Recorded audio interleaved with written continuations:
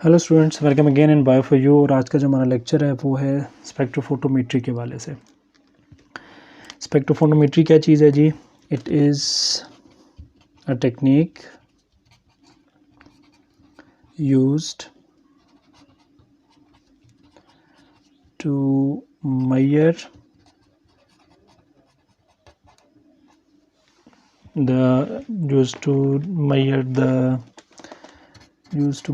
or determine the absorption of light by a substance or pigment। इसको आप कहते हैं जी, that is known as the spectrophotometry. अब यहाँ जो टेक्निक है जिसमें हम कहते हैं कि हम लाइट की जो मेजरमेंट है उसको हम डिटेक्ट करेंगे, डिटरमिन करेंगे कि कोई पर्टिकुलर सब्सटेंस किस लाइट को, कितनी लाइट को किस तरह से एब्जॉर्ब करता है। और जो हम इंस्ट्रूमेंट यहाँ पे यूज़ करते हैं वो क्या चीज़ होती है? It's a spectrophotometer. स्पेक्ट्रोफोटोमीटर ये लाइट को क्या करता है जी, क्या करता है, मेजर करता है उसकी एब्जॉर्प्शन को।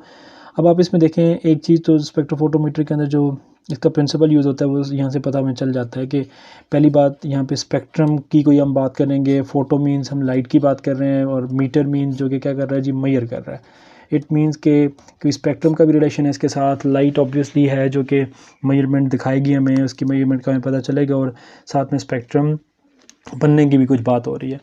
अगर हम इस प्रोसेस को देखें और हम देखें कि जो स्पेक्ट्रोफोटोमीटर है वो वर्क किस तरह से करता है इंटरनली, तो हम कैसे उसको, अगर हम एक उसका स्केच बनाएं और उसमें हम देखें कि लाइट की एब्जॉर्प्शन हम किस तरह से सैंपल में चेक करते हैं, तो होता क्या है जी, सबसे पहले आपका एक लाइट का सोर्स है, लाइट सोर्स, जिसमें कि आपने क्या किया हुआ है जी, एक कोई लाइट है आपकी, ये लाइट सोर्स जो कि यहाँ लाइट एमिट करेगी।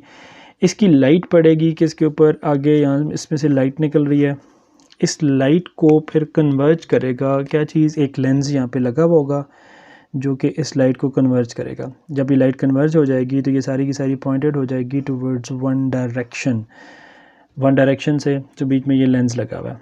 इस लेंस को हम क्या कहते हैं जी? That is known as the collimator. That is the collimator, जो कि लाइट को क्या करता है जी, एक डायरेक्शन में कन्वर्ज करता है। यहाँ हम क्या करते हैं, फिर इस लाइट के आगे हमने रखा हुआ होता है एक प्रिज्म। यहाँ हम प्रिज्म भी रख सकते हैं, क्योंकि हमने यहाँ पे लाइट को क्या करना है, हमने 7 कलर्स में उसका स्पेक्ट्रम हमने बनाना है लाइट का, और विजिबल स्पेक्ट्रम बनेगा तो 7 कलर्स में, क्योंकि हमने एब्जॉर्प्शन जब लाइट की देखनी है तो लाइट में यहाँ पे लाइट कौन सी आ जाती है? It's a visible light. और विजिबल लाइट के अंदर आपको पता है कितने कलर्स होते हैं? Visible light contains 7 colour. So 7 colours हमने यहाँ पे उसका स्पेक्ट्रम बनाना है। तो 7 कलर्स ये प्रिज्म आगे क्या करेगा, या हम क्या करते हैं जी, प्रिज्म की जगह पे हम कोई ग्रेटिंग या ग्रेटर रख सकते हैं जो कि उसकी ग्रेटिंग करेगा, तो भी उसके क्या होंगे, जो कलर्स हैं वो 7 वो बन जाएंगे। यहाँ फॉर एग्जांपल आपके जो 7 कलर्स हैं वो कौन से बनते हैं जी? 1 2 3 4 5 6 7। तो कौन से बनते हैं ये आपके? ये VIBGYOR, wallet, Indigo, blue, green, yellow, orange, red. 7 colours में ये लाइट क्या हो जाती है जी, वो आगे डिफ्रेंशिएट हो जाती है 7 कलर्स में। उसके आगे फिर हमने क्या रखा होता है जी, कि जो वेवलेंथ सेलेक्टर होता है। अब आप देखें ये जो विजिबल लाइट होती है, विजिबल लाइट में ये लाइट इसकी सर्टन वेवलेंथ होती है। वॉलेट की अपनी वेवलेंथ है, Indigo, blue, green, yellow, orange और रेड की अपनी वेवलेंथ है। तो वॉलेट की जो वेवलेंथ है ये तकरीबन 350 नैनोमीटर से स्टार्ट होती है, और फिर जो रेड तक आती है तकरीबन 750 नैनोमीटर तक ये लाइट मौजूद है। तो ये वेवलेंथ एक रेंज है जो कि विजिबल लाइट की आ जाती है। फोटोसिंथेटिक और जो बायोएनर्जेटिक्स का चैप्टर है उसमें इन डिटेल ये जो लेंथ्स हैं और उनको मैंने डिस्कस किया है, एब्जॉर्प्शन और उनके एक्शन स्पेक्ट्रम को रेफरेंस के तौर पे आप फिर जो हमारा बायोएनर्जेटिक्स का लेक्चर है फोटोसिंथेसिस का, उसमें आप इसको देख सकते हैं कि किस तरह से जो लेंथ्स हैं नैनोमीटर है वो किस तरह से लाइट के, और एब्जॉर्ब किस तरह से लाइट होती है फिर आगे। अब हम क्या करेंगे, 1 बाय 1 हम पहले इसको जो वॉलेट कलर है उसको हम गुजारेंगे सैंपल में से, इंडिगो को गुजारेंगे, फिर ब्लू को, ग्रीन को, येलो को, ऑरेंज को, रेड को, 1 बाय 1। लेट्स से कि हमने आगे एक सैंपल रखा हुआ है, और हमारी जो सैंपल है जब इसमें से एक स्पेसिफिक वेवलेंथ की लाइट गुजरेगी और एट वन टाइम एक वेवलेंथ की लाइट गुजरेगी, या तो वायलेट गुजरेगी या इंडिगो गुजरेगी, ब्लू गुजरेगी, क्योंकि हमने इंडिपेंडेंटली देखना है कि कौन सी लाइट कितनी एब्जॉर्ब हो रही है। यहाँ हमने आगे अपना सैंपल रखा हुआ है। जब हम यहाँ सैंपल रखेंगे तो सैंपल के अंदर हमारा पिगमेंट पड़ा हुआ है या हमारा कोई कंपाउंड पड़ा हुआ है जो कि लाइट को बताएगा, और जब लाइट इसमें से गुजरेगी, अब आप एब्जॉर्प्शन को देखें। अगर तो वॉयलेट लाइट इसमें से गुजरती है तो वॉयलेट लाइट को ये 100% एब्जॉर्ब कर लेता है पिगमेंट, तो हम कहेंगे कि इसकी जो एब्जॉर्बेंस आ जाती है वो कितनी है जी, 100% एब्जॉर्बेंस आ जाती है। आगे जब सैंपल में से लाइट पास होगी तो इसके बाद क्या लगा होगा, डिटेक्टर लगा होगा। वो डिटेक्टर क्या करेगा, फॉर एग्जांपल हम लोग फिज़िकली इसको अगर देख रहे हैं तो यहाँ से लाइट गुजरती है, यहाँ से वॉयलेट कलर की लाइट गुजर रही होती है और हमें नज़र आ रही होती है यहाँ से गुजरते हुए, और इस सैंपल के बाद यहाँ पे हमें कोई भी नो वॉयलेट कलर नज़र आता है, नो वॉयलेट कलर। तो यहाँ अगर हमें कोई वॉयलेट कलर नज़र नहीं आता, इट मीन्स कि इस सैंपल ने क्या किया है, इसने 100% वो लाइट क्या कर लिया है, एब्जॉर्ब कर लिया है, वन थिंग। और यहाँ अगर हमें 50% लाइट, जैसे यहाँ पे डार्क ब्लू जा रही थी और गुजरने के बाद यहाँ से थोड़ा सा लाइट हो जाता है कलर, तो हम कहते हैं कि 50% इसने एब्जॉर्ब कर लिया, 50% उसने ट्रांसमिट कर दिया। तो डिटेक्टर हमें बताएगा कि इसने कितनी लाइट एब्जॉर्ब की है। पहले डिटेक्टर ने बताया कि 100% एब्जॉर्ब कर लिया, और अगर 50% गुजर रही है तो डिटेक्टर बताएगा जी कि 50% लाइट उसमें से गुजर रही है। अब इस 50% 100% को एक डिजिटल रीडिंग दे देता है हमें जो डिटेक्टर होता है। फॉर एग्जांपल इसने आगे हमें रीडिंग दे दी है 0.8, ये हमारा एब्जॉर्प्शन का कोएफिशिएंट आ जाता है। इसको हम कहते हैं जी कोएफिशिएंट, एब्जॉर्प्शन कोएफिशिएंट। क्या चीज़ है, एब्जॉर्प्शन कोएफिशिएंट। और ये कोएफिशिएंट क्या बताता है हमें, ये लाइट की डिजिटल फॉर्म में मीटर, उस जो स्पेक्ट्रोफोटोमीटर है उसके ऊपर 0.8 आ जाता है। इट मीन्स ये एब्जॉर्प्शन कोएफिशिएंट। और बता रहा है जी कि 80% लाइट उसने एब्जॉर्ब कर लिया है, 0.5 आ रहा है 50% कर लिया है, 0.2 आ रहा है 20% एब्जॉर्ब कर लिया है। वो आगे फिर हमें एब्जॉर्प्शन का बताता जाएगा। अब आप देखें सैंपल में आपने रखा हुआ है, फॉर एग्जांपल वायलेट कलर को कौन एब्जॉर्ब करता है, यहाँ पड़ा हुआ है जी कि क्लोरोफिल। हमें नहीं पता कि सब्सटेंस कौन सा है, लेकिन अगर वायलेट लाइट एब्जॉर्ब हो रही है और वो 80% हो रही है तो हम क्या कहेंगे, यहाँ पे कौन सी चीज़ पड़ी हुई है, क्लोरोफिल ए पड़ा हुआ है। या 70% हो रही है तो हम कहेंगे क्लोरोफिल बी पड़ा हुआ है। इस तरह से हम लाइट की एब्जॉर्प्शन की बेस पे उस पिगमेंट को भी पहचान सकते हैं कि वो जो लाइट है उसमें से जो पास होने के बाद हमारे तक पहुंचती है, डिटेक्टर तक पहुंचती है, तो हमें अंदाज़ा हो जाता है कि ये पिगमेंट अंदर कौन सा पड़ा हुआ है जो लाइट को एब्जॉर्ब करता है।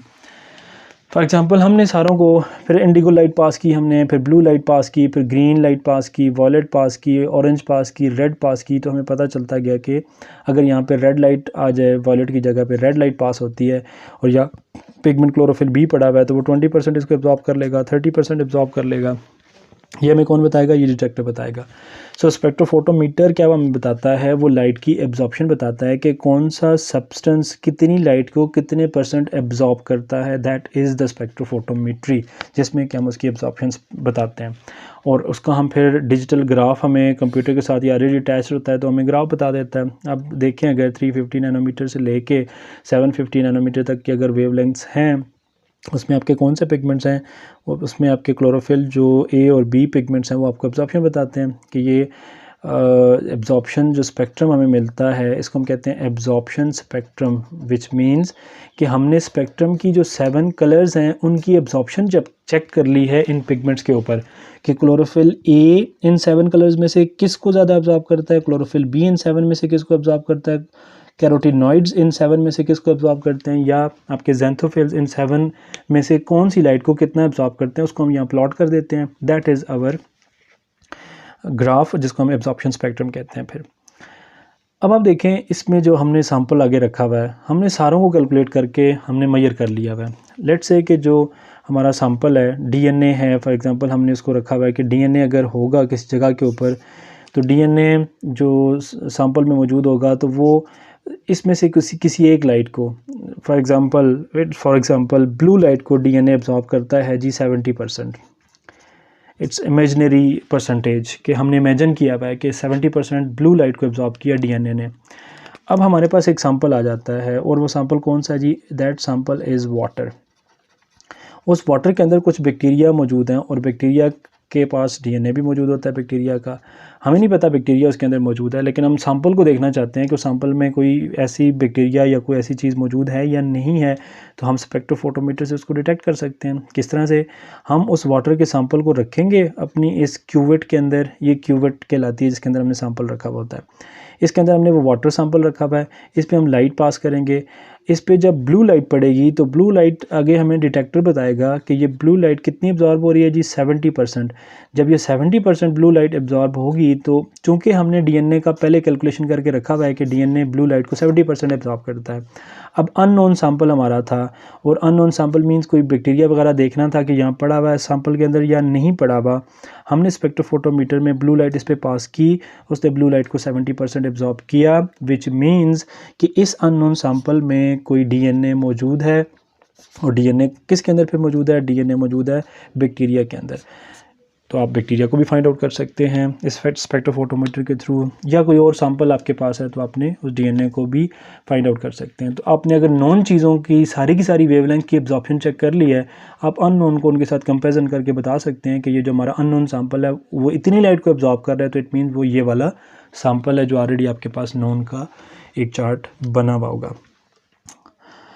स्पेक्ट्रोफोटोमेट्री यहाँ पे ख़त्म हो जाती है जी। ब्रीफ सा कि इसका इंट्रोडक्शन था। नेक्स्ट एक और टेक्निक है जो कि है जी माइक्रोस्कोप के हवाले से, उसमें दोबारा आपसे मुलाकात होती है। तब तक के लिए अल्लाह हाफ़िज़।